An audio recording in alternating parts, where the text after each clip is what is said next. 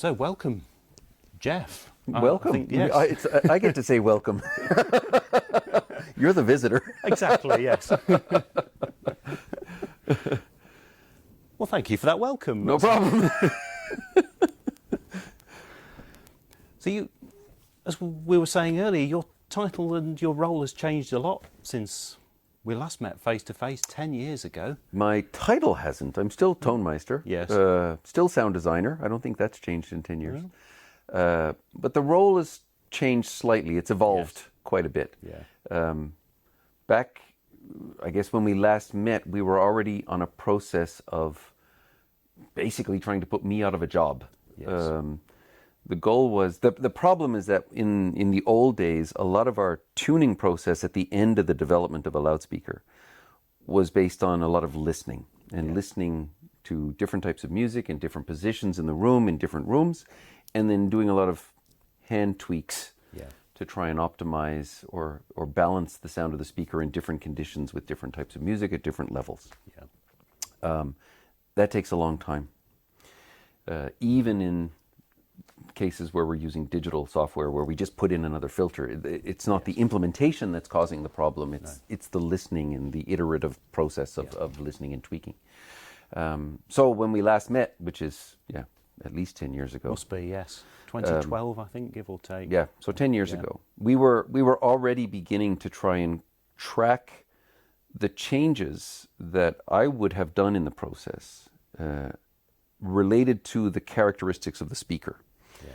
And what that means is, in theory, I do the same thing every time. In practice, of course, I don't.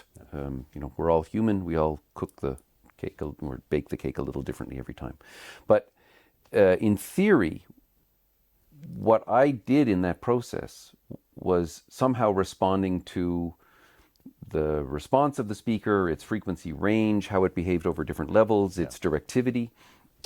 And what we did over the years was try and correlate the end result of our speakers coming out of the cube with the measurements to the final sound designed product, trying to correlate that difference in the process to the actual physical behavior of the speaker. Yeah. And what that meant in the end was that we are now much better able to predict what I would have done by looking back in time and seeing what did I do with the engineers, how did we work together to arrive at a final sound of a product based on its capabilities and its characteristics. And so more and more over the years, more and more of what I used to do has been folded back into the measurement process. Yeah. So what we're doing nowadays is more measurement-based and algorithm-based than it is tuning. That isn't to say that the speakers aren't tuned. No. They are. But what it does mean is that the process has been sped up considerably. What used to take months now takes hours. Yeah. And we can get to a really nearly finished product within a day. Yeah. We do the measurements, which means a lot of measurements, potentially up to 200 of them if we're doing a full 3D set. And that gets folded into the full set of data that then gets used to generate the final tuning, which are based on algorithms that we've developed over those years of working together. What that means then is that I spend more time at the end now dealing with how the speaker is asked to behave when it's not behaving. Yes. That's especially true of our smaller speakers. A small speaker has limited capabilities, particularly in the low end at high levels. Yeah. And so, it's not like Beolab 90 where it can play low and loud and behave and keep playing like itself at any level, until your ears bleed. Yeah. If you have something smaller, then you're always up against its limits and transitioning in and out of beyond its capabilities. Yes. And so the question then is, how does the speaker behave when it's pushed beyond its limits, and how does it make that transition over time, and how does it come back again? And that's a much more,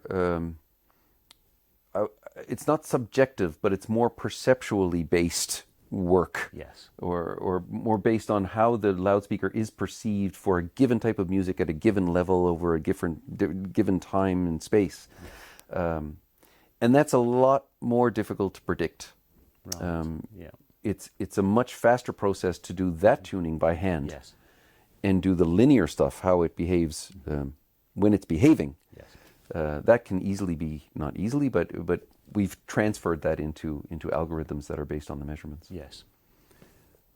But for Beolab 90 that we've got here, there's a lot of complexity in the way it's producing sound, isn't there? And I think a lot of people would be interested to know, on a very basic level, why so many drivers, but then also sort of how that is worked in practice, what happens within the electronics to focus the sound, to improve the sound, how you've worked this and what makes this unique. Yeah. The Beolab 90 started not as a speaker. Normally what we do is we have some product and it's going to be this big and it has this many drivers and it should be used on Thursdays from 12 to 12:15. Beolab 90 was different because we started by saying, what do we want to experience when we sit and listen to music? Yeah. And that meant starting with looking at the problems that you have when you're sitting and listening to sound reproduced by speakers. What we found out years ago, and this didn't come as a surprise, is that the biggest problem that we have is your listening room. Yes. If we look on average, if something happens in a room, and then you look at that signal that comes in over time at a listening position, and you look at how much power there is in the signal, just to paint with a big paintbrush, about 1% of the sound that you hear is the direct sound from the source, from me to you, from the speaker to the listener. The other 99% is what comes back from the room. Yeah. So when you're sitting and listening to a speaker in a room, most of what you're hearing is what the room has done to the sound. Yes. So the question then is, what do you do about it? In most cases, what we're doing is dealing with the symptoms. So the classical example is that you take a speaker and you stick it in the corner and it has more bass. Yeah. It has more bass because the low end is radiating that way, bouncing off the walls and coming back. And so one solution to the problem is to just turn down the bass. Yes. And that was the Beolab 1 sort of typical approach, wasn't it? The three-way position switch. Exactly. The three-position switch, the free wall corner, it's not just reducing the bass because it's also increasing at another frequency. There's a curve that gets implemented based on the radiation pattern by frequency of the speaker. And so every speaker has a different curve that's invoked in that filter when you change the switch. Yeah. But in all of those cases, what we're doing is fixing the symptom, not the problem. The problem is that there's sound going that way, bouncing back, but at another frequency, it's not going that way and not bouncing back. And you have this extra energy at some frequency that doesn't occur at some other frequencies. What we tried to do with this was to say, let's fix the problem, not the symptom. The problem is that when a recording is done in a studio, sound comes out of the speaker and goes everywhere. Yes. But the sound that goes away from the listening position is usually either absorbed by the wall treatment, if it's a cheap studio, or it's reflected away from the listening position if it's a well-designed studio which has sort of splayed walls in the front. So initially we were looking at our biggest problem being sidewall reflections. So the question then is, how do we make a speaker that reduces the amount of sound going away from the listener towards the sidewall so that less sound comes back without changing the wall? Yes. There are lots of ways to do that. One way is to build an enormous speaker, a big dipole, for example. Yeah. Won't radiate anything in the side direction. Yeah. And so that solves the problem. But if you do build a giant dipole, it makes it very difficult to place relative to the back wall. And so now you have a very cranky system. You have to really build a room around the speaker rather than just build a room and put a speaker in it. So what we're doing here is trying to reduce the amount of energy going at the sidewall by basically doing the same thing that noise-canceling headphones do. Noise-canceling headphones take a sound that's coming in from the outside. Let's say it's pushing on your eardrum, and the driver inside the headphones will pull at the same time. Yeah. And the counteraction of those two things, the outside noise and the driver, will cancel, it does cancel, at your eardrum, and you don't hear the noise. This is doing the same thing. But this driver, let's say, on the side, is canceling that driver in that direction. Yes. And that direction. And the way they do that is by playing with phase and amplitude. So what we've done is measured the radiation of this driver at this angle and said, okay, for a given frequency, how loud is this driver here? We want the opposite to come out of this driver. So that means it has to be a little bit quieter than this driver and at some different phase, not polarity. It's not just opposite, to cancel at this location for that frequency. Yes. But for a different frequency, this is already not sending any sound this way because that's physics, and a large driver relative to the wavelength will beam. So then this driver has to do nothing. In fact, this driver has to help make this driver wider at that frequency. Right. So what we're really doing here is using active energy coming out of the drivers to cancel or add to each other in different locations at different frequencies. Yes. That's sort of the halfway detailed version, but one easy way to think of it is that it's a system with a woofer and a mid-range and a tweeter, and they behave like a normal speaker. Yes. And then everything else is used to control the width of the beam. Because what we want, if you're that customer with one chair and no friends, like me, then you want a beam that's as narrow as possible to make sure you have no sidewall reflections, to make it more like a studio, but as same as possible at all frequencies. And the reason for that is that the perception of distance at the listening position is dependent on this width. The more energy you have from the sidewalls, the more you can tell how far away the speakers are. And that puts the image at the distance of the speakers. If you have a speaker that has varying width over frequency, then some frequencies will sound close and some will sound far. And that's a very normal thing to experience with a normal two-way speaker. You hear the low end far away because the woofer's wide. And then as you come up in frequency, the woofer starts beaming, so the images start coming close. And then you move to the tweeter, and everything goes wide again and then comes close again. So you have this sawtooth function or sawtooth behavior in terms of distance to the source over frequency. So you need to have that same width of beam at all frequencies. This is a very known characteristic. It's what people who make loudspeakers will call constant directivity, which means the same beam width at all frequencies. So that's the purpose of the two mids and the two tweeters here, that at the lower mid frequencies, they're acting to narrow the directivity of the primary mid. Is that right? And then not really. No. So if we look at the bottom end, say, of this driver, where it crosses down to the woofer, it's about 300 hertz. Okay. So at 300 hertz, at 90 degrees off axis, this is only 1 decibel down relative to front. So it's basically omnidirectional. So what we do is we use this driver to cancel that driver at that direction. The problem is that this driver on the side, or this one, they also send energy to the front. So we need to cancel this driver with this driver in that direction. Which is, this one is canceling that driver in that direction. So that's if we look at that one frequency. But at another frequency, the only thing playing is this driver because it has the right beam width. And then if you go higher, this one gets too narrow, and then these help to make it wide. So they work together a little bit. So they're both cancelling the side drivers at some frequencies and widening the beam of the primary mid-range at other frequencies. Exactly. So at any given frequency, all of the drivers are doing something different with the final intention of making the beam a given width. And the way we define that is we say, in narrow mode, we want the beam to be 20 decibels low at 90 degrees relative to on axis. And the frequency response on axis can be anything, because we can just fix that later. Right? And we do. What we're really talking about here is how that beam is controlled. Not so we're not talking about the frequency response or the magnitude response of the speaker.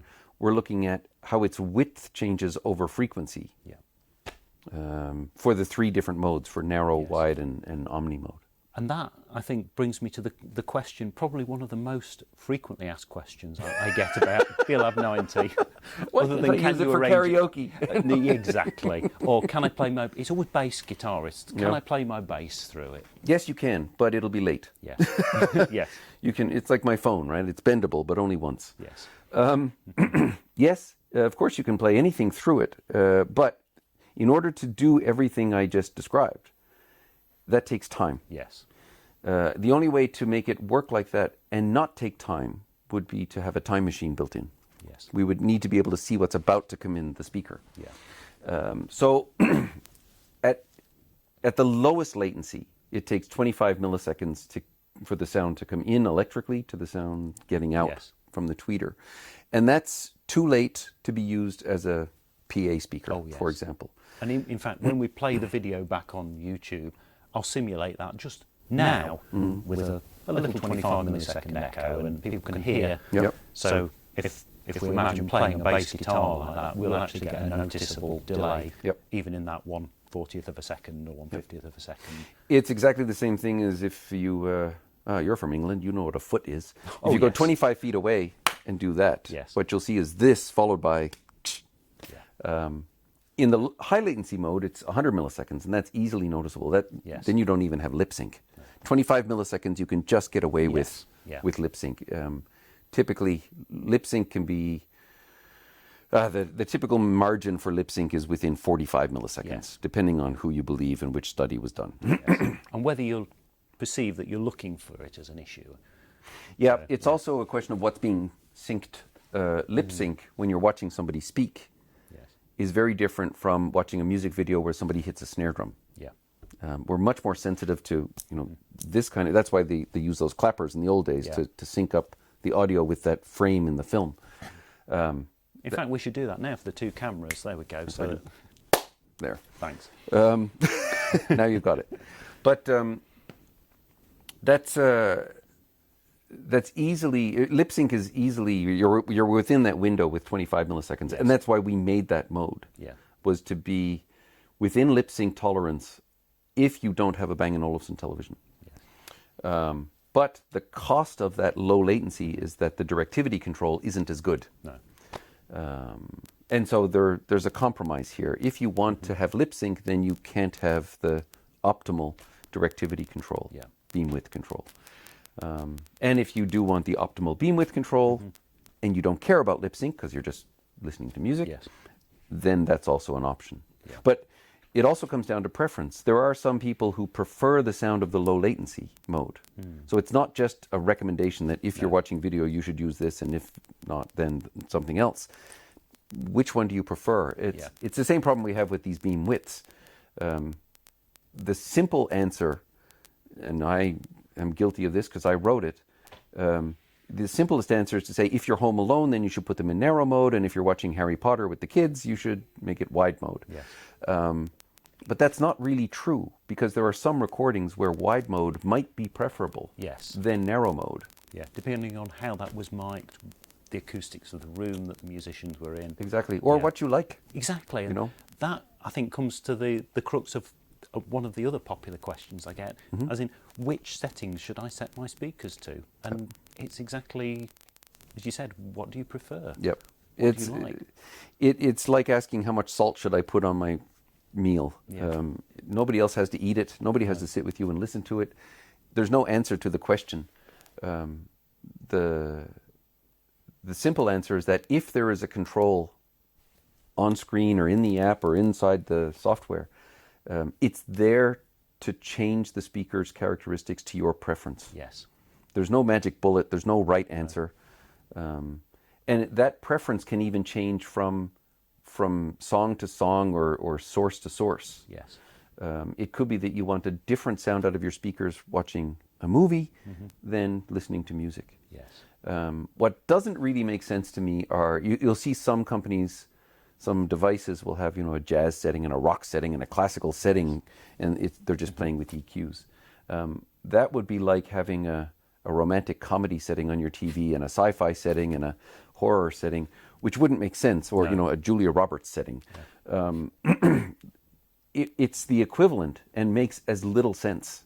And the reason it makes little sense is because the jazz recordings and the rock recordings and the classical recordings, they're all done in the same kind of studios with the same kinds of speakers. Probably the same session musicians a lot of the time. A lot of the time, it's true. You've got somebody playing in an orchestra at night and gigging at day. But that's the advantage that we have when we make our target for making speakers is that hopefully our target is that you should hear on your sofa in your living room with our speakers what the recording engineer or the mastering engineer heard in the studio. Yes. But because our living rooms aren't studios, we don't make studio monitors. No. The good thing is that all of those different types of recordings are made with the same studio monitors, more or less. And all those studio monitors are made kind of the same way. Yes. So if that's our reference, it doesn't matter what kind of music you listen to. No. With some, yes, massaging of the truth here. There's no question that the studio that ABBA recorded in 1970 is not the studio where Peter Gabriel lives, or the studio where Lucas Graham sings right now. Yeah. Those are different things, and so we can't simply say studio. Yeah. It doesn't mean the same thing. No. But the good thing is that because we're in a room, this room, where it's a fairly dead room, and we can make it more dead, we can make this room sound like a studio. We have studio monitors, we can bring them in. We can listen to what the recording sounded like. Sometimes we even go out to studios where they're doing the mix and sit there with the engineer and listen and say, okay, that's what you wanted.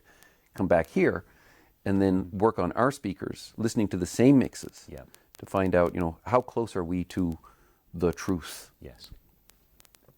And in terms of preference, people's preference in getting to the ultimate truth, probably the single setting in the app or the controls that causes the most confusion is loudness. And it may be just down to nomenclature and how that's been portrayed over the years as being something that fundamentally you make a choice as to whether you want that to be in your music or not. Yep. It is a preference, isn't it? And perhaps it'd be helpful just if we explain to people why it's there and what choice it's giving them. Yeah, the point of it being there, we're all very bad at hearing low frequencies and to some extent high frequencies at low listening levels. Yes. That's why air conditioners don't bother us. No. There's an enormous amount of noise coming out of air conditioners, and we don't notice because although it's loud, it's below our threshold. Yeah, sort of infrasonic, sub 20 hertz. And Even 40, 50, 60, 80 hertz. Yeah. We get increasingly bad at hearing low frequencies at low levels. Yeah. In the same way that it gets harder and harder to see color in the dark. Yes. We're just bad at doing things when energy levels are low. Loudness has been for decades the solution to that problem, because what we assume is that a recording is done where the recording engineer sets the volume and then decides on the balance between bass and treble and mid-range, or the bass section and the cellos and the celli and the violas and the violins. And we assume, it's an incorrect assumption, that they never touch the volume knob. So it was recorded, mastered, listened to, balanced at some level. And then you want to hear it back with that same relationship of bass to mid-range to treble. Yeah. But if you listen at a different volume setting, then even if you were in the same studio, listening with the same speakers at a different volume setting, you'll hear a different balance. Yes. That's the way this works. Yeah. Loudness is trying to overcome that difference. So in theory, what it does is it pushes up the bass as you turn down the volume, because you can't hear bass at low volumes. But the problem is that usually loudness is just a button. It's either on or it's off. Yes. And that does something at some volume level, at some frequency. That's probably wrong. And it's probably wrong because we don't know what the volume setting was when the engineer mixed the recording. No. So that's the first error. Yeah. We don't really know what the relationship is between your speaker and your room, in cases where we don't have some kind of room compensation algorithm going on. And we don't know what your preference is. Lots of people like more bass. Yes. And that goes in and out of fashion as well. We saw 10 years ago, lots of headphones made people think that bass was better. So there was lots of bass in those days. Yeah. That's gone away again, but we go through styles and preferences. Yeah. And it could be that for the track you're listening to or the album you're listening to, it's not the genre, it's the album, because we don't know what that engineer, we don't know the listening level for that engineer and that track for that album. And many times today, an album is different engineers in different studios. Yes. So let's go down to the track. We don't know for that track what the volume setting was that was used by the engineer. Yeah. And how that relates to what's actually coming out of your speakers and your room with your preference. Yeah. And the problem is then you just have an on-off switch. Either it's good or it's not, or it's on or it's off, or it's I like it or I don't. Yeah. Ultimately, whether you use loudness or bass or treble or anything else, width controls or any of those things, up mixing, down mixing, it doesn't matter. Any of those controls is for your preference. Yes. The problem is with a lot of the controls that are just on-off switches, you only get a choice of on or off.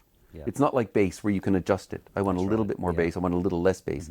If we had more bass and no bass, then people would be having arguments about whether or not they like the bass on or off. Yes. And that's one of the advantages we've had in our televisions, where we've said, okay, we have an on-off switch for the loudness, but you can choose how much it's going to do. Yes. That is a very nice feature, actually, and I find that particularly useful. It is a very nice feature, and if you're a geek, then it's really useful. But most people don't even know it's down there, because you've got to get down 5 layers. Yeah. And to be fair, you don't want people messing it up either. No, that's right. You don't put it on the top menu, because then people will screw it up and then say, well, why does it sound so weird all the time? Yeah. So it's this balance between being able to customize to your personal taste, and that might be because of your personal taste, but it also could be because you only listen to Billie Eilish songs, or it could be because of something else. Yes. So it's nice to be able to go in and customize that. But we always have to keep in mind that it really is down to your personal taste. Yes. It's not, there's no magic bullet. There's no answer to this question. I can't tell you what to listen to. No. I can't tell you what amount of salt to put on your meal. No. It's the same thing. Yeah. And so any of those controls that are there are simply to customize what you hear to what you like. Yes.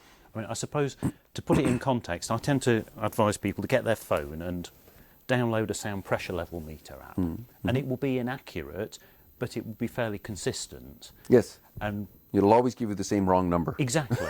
But that's good enough for this, because what I tend to sort of suggest to people is that if they're listening to music at a level that's similar to conversation, and then they probably are listening fairly quietly and would often benefit from having loudness, having that boost to the extremes of frequencies. Possibly. Yeah. And if they're listening at levels that are similar to a busy rush hour traffic in a city centre, then chances are already the speakers are working hard and they're listening at higher levels that don't really need bass augmentation. But in those cases, the bass augmentation will have been pulled out by the loudness. Yes. Right? Loudness... That follows, my next question was going to be there, so yes. So in theory, loudness, as you turn up the volume, the effect of loudness comes down. Yes. The problem is that there's no real way of knowing what the actual output level is. No. And that's dependent on how loud the track is at any given moment. Yes. If we're listening to Metallica, it's the same level all the time, and it's really as loud as it can get on the CD or on the stream. Yeah. But if you're listening to Stravinsky's Rite of Spring, there are loud sections and there are quiet sections. The good thing is that when the recording engineer recorded it, they, in theory, set the volume and then did the balance on the fly through the recording. Yes. So you don't want to be chasing loudness through the change in level. No. That would be stupid. Compression, effectively. Exactly. In theory, the conductor of the orchestra and the recording engineer have already done that for you, right? They've said everybody quiet except for the basses. Yeah. Sorry. Everybody quiet except for the basses. The problem is that no matter what we do with this loudness, we have some amount of bass boost and some amount of treble boost for some volume control. And for music, it will always be the wrong answer. Yes. So hopefully what we've done is reach some middle ground that covers the best territory for most people, but you can fix it. The advantage that the film people have is that they all use the same volume setting when they do the mix. Yes. So although the music mixing people in the studios don't follow a standard, all people that make movies are mixing at one listening level with one expected output level. And so what that means is that it's very easy to predict what the loudness function should be if you only listen to movies. Yes.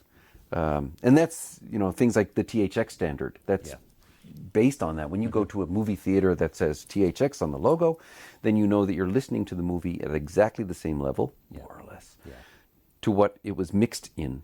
And so you're getting the playback that was heard when they did the mix.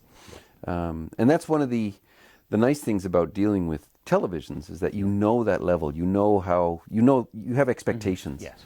And that largely comes from companies like Dolby, where the standard is set and we all follow it, which makes it really simple. Yes. Then you just need to follow a standard and it works. Yeah. And then the user's room effectively becomes the big unknown, doesn't it? Yes. So, with that in mind, a lot of your speakers have measurement microphones in the speaker, whereas elsewhere in the industry, there seems to be a trend towards wired microphones that you put in your listening position. How do you feel about the differences in the way that they interpret that listening space?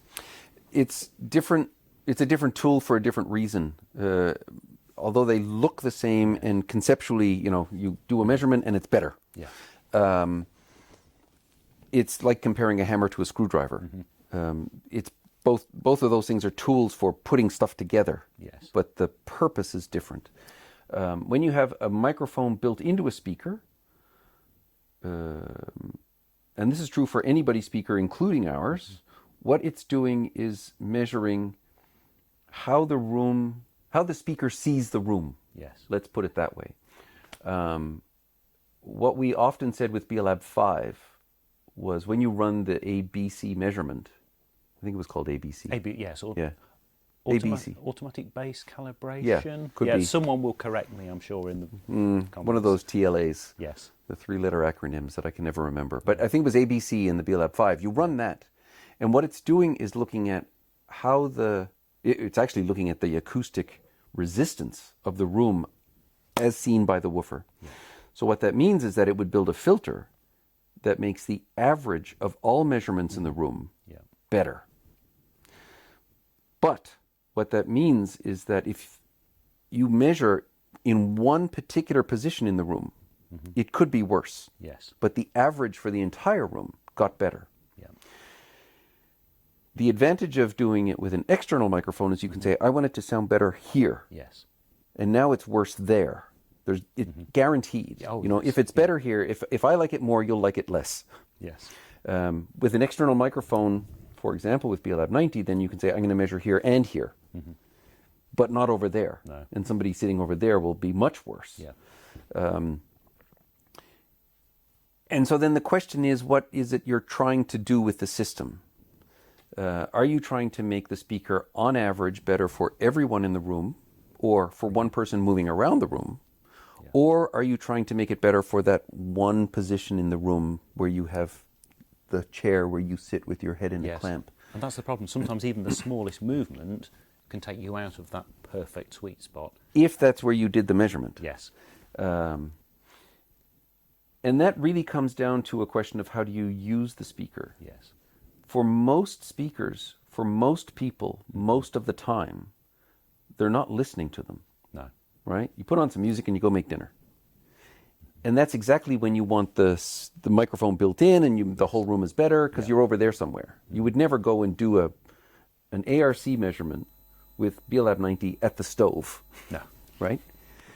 And then you're going to put it in kitchen mode to make dinner, and the speakers are around the corner in the living room. No. That would be silly, right? Yes, you could put the microphone there, and over there, and make some big compensation for the whole room. And that will be a compromise for all of those positions, of course. But that's where the advantage of some smaller speakers, smaller speakers, where you run the calibration, and it makes everything better for everybody on average. Yes. It's democracy, right? You make everybody equally unhappy. Yes. But the truth is, what you're really doing is making the speaker tailored for the room, not for the position. No. And that's what you can do with an external microphone, but that's very fiddly and takes a lot of work, and most people won't do that anyway. No. And then the question becomes, what's the likelihood of somebody doing that versus doing the built-in, which is better for everybody? Yes. Right? And so it becomes a balance between what's the speaker for, who is it for, how is it being used? Yeah. And that will then define what the best solution is for the speaker. Yeah. The latest versions of the app give the option of doing a room calibration on, for example, the new Mozart speakers, say Beolab 28, and then having a listen without calibration, which I must admit I always find that anecdotally sounds worse after hearing the calibrated version. But if somebody feels that their uncalibrated speaker sounds better, how would you advise them? Go get a hearing test, or no, is it no? Just turn it off. Turn it off. Yep. It's another preference. Completely. Yeah. I remember when we made our first Audi, we took the car, the prototype car, around with an existing Audi commercially available system that will have no name. And we put the two cars side by side, and we had people come in and listen to the two cars side by side, and then ask them, which did you prefer? Hoping that they would say, your system. And one guy said, no, I like the other system better. I said, okay, fine, but why? He said, because when I'm sitting in the driver's seat and the kick drum comes in, I can feel the bottoms of my pant legs move with the woofer. So that's how I can tell it's good. Yeah. That's his preference. Yeah. And therefore he should buy that system Yeah. so that his pant legs can move. It really does come down to preference. Of course, our goal is to try and come as close as possible to what it sounds like in this room. Yeah. But if you don't like that, No. then you should have something else. I mean, Yes. I don't eat your food. I don't put salt on your plate. No. I don't listen to your speakers. Maybe you like something else. Yeah. And it could be that it's because it's nothing to do with preference. It could be something like, as we get older, we all lose our top end. Yes. Maybe you want more treble. Maybe you did a lot of clubbing when you were young, and you need to push up the treble a bit. Yeah. It isn't necessarily just preference. It could also be something to do with the placement in the room, something to do with how you hear, something to do with what you're listening to. Yes. If all you listen to are 78 RPM mono records, you might want to knock the treble down a bit to get rid of all that crackle, Yes. for example. So there's a lot of things folded into this that isn't just preference. It's not just what you like. No. It's also how you use the speakers and where you're using them. Yes. Would you have a generic starting point? For example, loudness on, bass and treble at 0, run the calibration, or is it really a complete open field? No, it's there is a starting point, but that's built in as the factory default. Yeah. But those factory defaults are just factory defaults. They're not recommendations. They're recommendations as starting points. Yeah. So there's no point in saying, why does the movie setting on Beolab, Beovision something have this setting? It's just a suggestion. Yes. And if you don't like how much bass there is, or there's too much bass, or there's too little bass, or too much this, or too little that, the control is there for you to make you like it more. It really all just does come down to preference. Yes. And that preference could change with music, with listening volume, with room acoustics. With time. Exactly. Yeah. And I find with things like whether the drapes are open or closed, whether the doors are open or closed can make a noticeable difference. Whether the recording was done in the 70s or the 90s. Yes. If you really don't like the sound of 80s synth, I live on the sound of 80s synth. Then you should maybe turn up the treble a bit. Sorry, I've been watching Stranger Things a lot lately, so I've been hearing a lot of 80s synth music. Yeah. Yes. So, thank you. That's... So ultimately, it's just, what do you like? Yeah.